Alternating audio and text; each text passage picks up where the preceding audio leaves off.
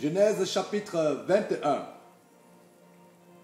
L'Éternel se souvint de ce qu'il avait dit à Sarah, et l'Éternel accomplit pour Sarah ce qu'il avait promis.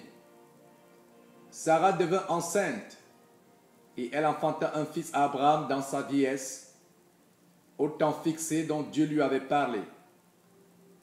Abraham donna le nom d'Isaac au fils qui lui était né, que Sarah lui avait enfanté. Abraham circoncit son fils Isaac, âgé de 8 jours, comme Dieu le lui avait ordonné.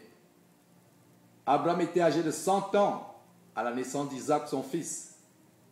Et Sarah dit, « Dieu m'a fait un sujet de rire.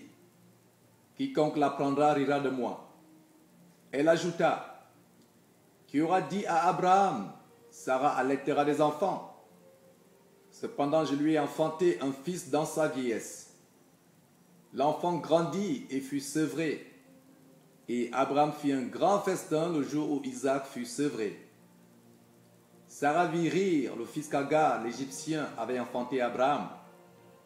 Et elle dit à Abraham, « Chasse cette servante et son fils, car le fils de cette servante n'héritera pas avec mon fils, avec Isaac. » Cette parole déplut fort aux yeux d'Abraham à cause de son fils. Mais Dieu dit à Abraham, que cela ne déplaise pas à tes yeux, à cause de l'enfant et de ta servante. Accorde à Sarah tout ce qu'elle te demandera, car c'est d'Isaac que sortira une postérité qui te sera propre.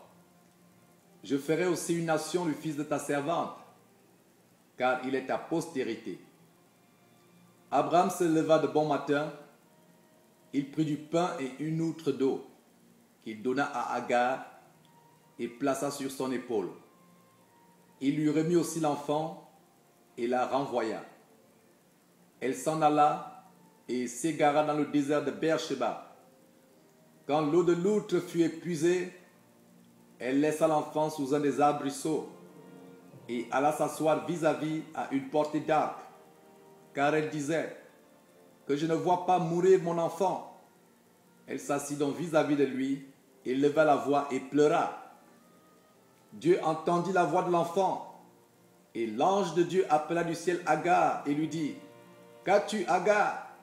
Ne crains point, car Dieu a entendu la voix de l'enfant dans le lieu où il est.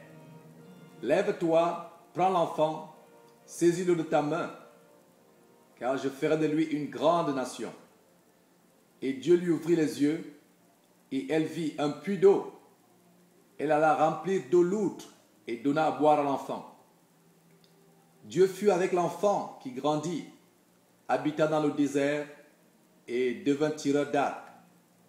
Il habita dans le désert de Paran, et sa mère lui prit une femme du pays d'Égypte.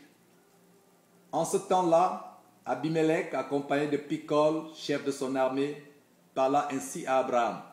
« Dieu est avec toi dans tout ce que tu fais. Jure-moi maintenant ici, par le nom de Dieu, que tu ne tromperas ni moi, ni mes enfants, ni mes petits-enfants, et que tu auras pour moi et le pays où tu séjournes la même bienveillance que j'ai eue pour toi. » Abraham dit, « Je le jurerai. » Mais Abraham fit des reproches à Abimelech au sujet d'un puits d'eau dont s'étaient emparés de force les serviteurs d'Abimelech. Abimelech répondit, « J'ignore qui a fait cette chose-là. Tu ne m'en as point informé, et moi, je ne l'apprends qu'aujourd'hui. » Et Abraham prit des brebis et des bœufs qu'il donna à Abimelech, et ils firent tous deux alliance. Abraham mit à part 7 jeunes brebis, et Abimelech dit à Abraham, « Qu'est-ce que c'est 7 jeunes brebis que tu as mis à part? » Il répondit, « Tu accepteras de ma main ces 7 brebis, afin que cela me serve de témoignage que j'ai creusé ce puits. » C'est pourquoi on appelle ce lieu Beersheba, car c'est là qu'ils juraient l'un et l'autre. Ils firent donc alliance à Beersheba, après quoi Abimelech se leva avec Picol, chef de son armée, et ils retournèrent au pays des Philistins.